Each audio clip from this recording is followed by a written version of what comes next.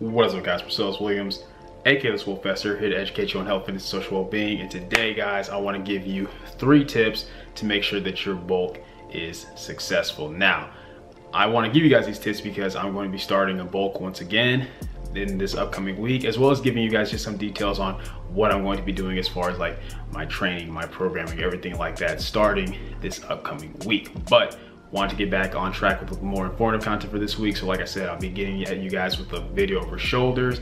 I'm gonna be talking about metabolic damage. There's a few topics I'm gonna be covering this week, but I figured this would be a simple, easy one to get started with. And the reason being is that a lot of you guys like often ask questions about cutting, and you don't very much ask questions about bulking, which at first I thought was a good thing because it made me think they know what they're doing. But in actuality, I think it's because you guys, with all due respect, I think a lot of people watching don't take your bulks very seriously, which to me is unfortunate because at the end of the day, guys, cutting really just does come down to, you know, eating less, like within reason. I'm not saying to starve yourself, you know, you're eating a little bit less, you're maybe lowering your volume while you're training a bit, focusing more on frequency and on like strength on your big movements so that you can maintain the muscle that you build. It's pretty much just showing what's already there.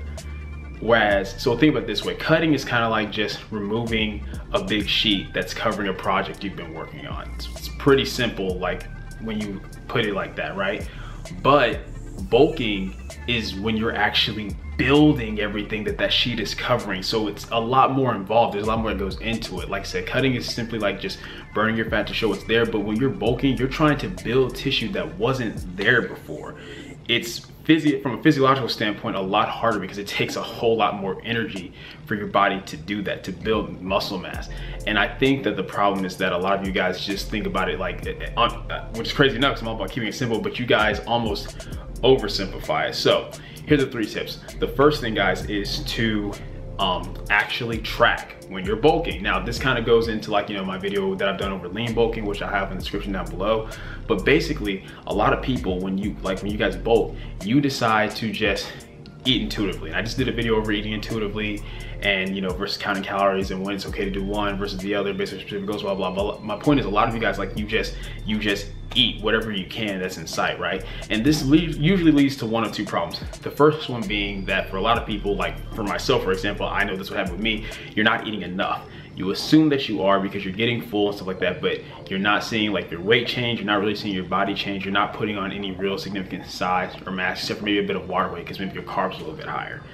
And that's a problem because the whole point of bulking is to be in a surplus and gradually build muscle mass. And you can't do that if you're not eating enough. And a lot of you just assume like, oh, I'm full, so I must be eating plenty, just because you're used to being hungry when you're on a deficit. But just because you're full or content doesn't mean that you're actually eating enough. And then the second problem that a lot of y'all run into is that you put on unnecessary weight or unnecessary fat.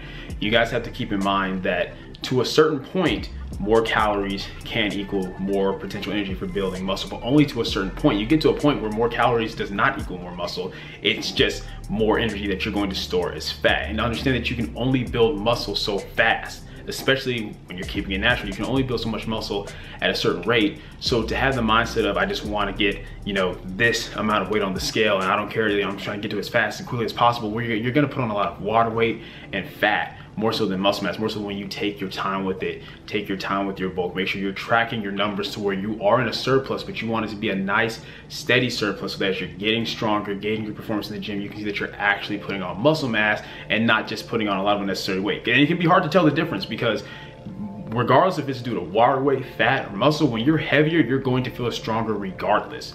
But the problem is that we're looking for muscle mass, right? Especially for someone where like, you know, getting stronger, that's just a tool you're using to like build on more muscle mass. Let's say you're not a powerlifter, you don't so much care about your strength, you just know that, hey, I have to get strong and put on muscle mass.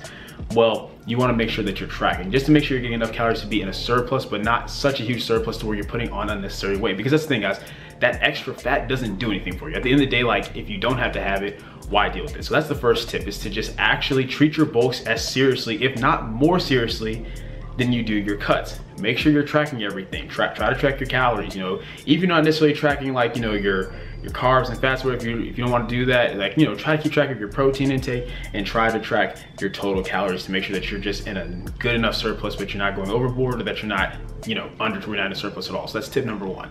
The second tip, guys, is going to be to drink your calories. Now, for some of you, eating, you know, a certain amount of calories may be easier, especially for some of my bigger people out there, like my bigger dudes and my bigger gals. Like if I tell you like, hey, you gotta eat like 3,000 calories, 3,200 calories, that may not be a big deal. For some of you where you're really active and you're always doing stuff all the time, so you're always hungry, that may not be a big deal. But for some of us, it's kind of difficult. Like for me, my maintenance size, I've told you guys, around like 3,000 calories, give or take, and maybe a little bit higher now, but more often that's around there.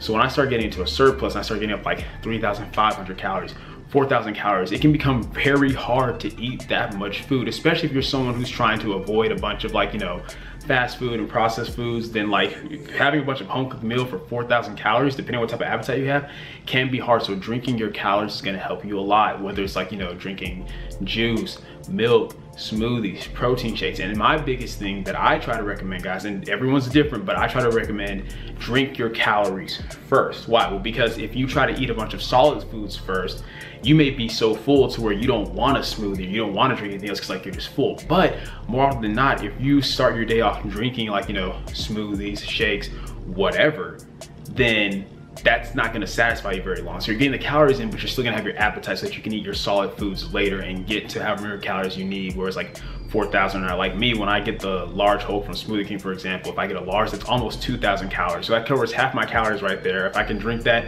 you know, when I wake up in the morning, I'll still be plenty hungry to have another 2,000 calories for the rest of the day. And it's a lot easier than trying to eat 4,000 calories worth of solid food, or even simple things like, you know, drinking certain things with your meals. Like for me, that's something I have to get on myself on, because I like to really much just drink water with my meals, but water has no calories. So sometimes, you know, it's like, okay, well, you know, with my breakfast, you know, like I said, have orange juice, have milk, just little things like that.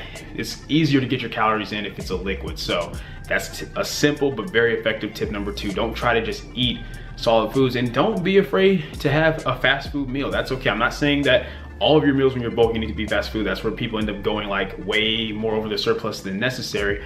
But if you have one meal that you know you're gonna choose to eat out and you fit within your calories and your macros, go for it. It's gonna help you. And the fact is, it's probably gonna, like, just due to how processed foods are, it's not necessarily gonna sit on your stomach as long either. You won't necessarily stay satisfied, because the way a lot of those foods are is like, you know, we kind of get through it quick because it makes you want to have more. So that can help you out in terms of that too. And then the third thing, guys, and this is probably the most important tip that I'm going to give you, just because for me it's like the most uncommon, but the third thing is going to be to plan out your bulk as far as days you eat high and days you eat low. And what do I mean by that? All right, so in the same way that when people are cutting, they have like a cheat day, right? Like they may have a day where they just don't track or whatever. I'm saying take that same mentality and apply it to your bulks.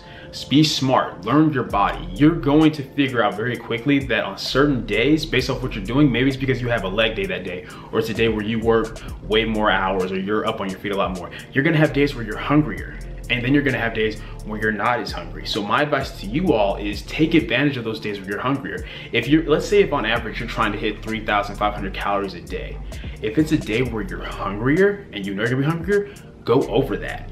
Maybe try to eat 3,800 or even 4,000 calories. That's just an example. A lot of you probably don't even need to eat that much in the surplus, but just an example, 3,800 or 4,000 calories for that day. Why? So that way, on one of the days where maybe you're not as hungry, maybe you don't get 3,500 calories, maybe you only got 3,200, or maybe you only got 3,000 calories, but that's okay, because keep in mind, even though we're tracking our calories daily, the way that caloric intake works is that we want to be in a 3,500 calorie surplus per week in order to put on approximately, you know, about like a pound a week or whatever. So, you know, 3,500 calories, that equals a pound. That's how that works. So, but since we track it daily, because it's a lot easier to think about tracking our stuff daily than weekly, but as in the grand scheme of things, it really is based off the week. That's why even though you have these people who think like, you know, like, oh, I'm eating in a surplus, I'm good, like, because they had 4,000 calories one day, but then they ate at maintenance or a deficit for the rest of those days, and they're wondering why they're not putting on weight. Well, because cumulatively throughout that week, you were not in a surplus.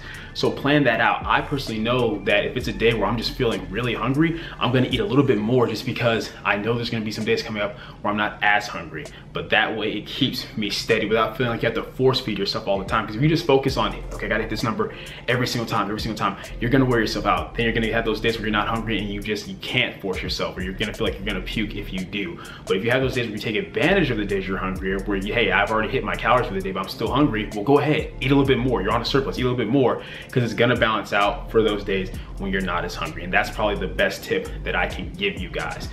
And understand this, guys, the whole like, oh, well, you know, I'm a hard gainer, I have a fast metabolism, all that kind of stuff, guys, it doesn't matter. It's not an excuse. First of all, people don't understand that a lot of other things go into why you may have to eat more so than your metabolism. That does account for certain genetic variations between individuals, but really more often than not what I found, and because I myself was someone that was once seen as a hard gainer, is that you're just not eating enough because you're either doing so much throughout the day to where you don't have time to eat, or you just don't have a very strong appetite. You're not special. Like, you're not, like, yes, there's genetic variations, but physiologically speaking, across the board, majority of humans are very much the same as far as calories in versus calories out. The same principles applies. You just may need to eat a little bit more than somebody else does, and you may not have the appetite for it, but these tips will help you with that. So that's pretty much it, guys. That's it for today's video. I hope it was enjoyable. If it was, leave a comment down below. Let me know that you enjoyed it, that it helped you out. If it wasn't, leave a comment down below. Let me know what I can do to get better. Like the video, share, subscribe. Keep it simple, specific, scientific. I'll catch y'all later.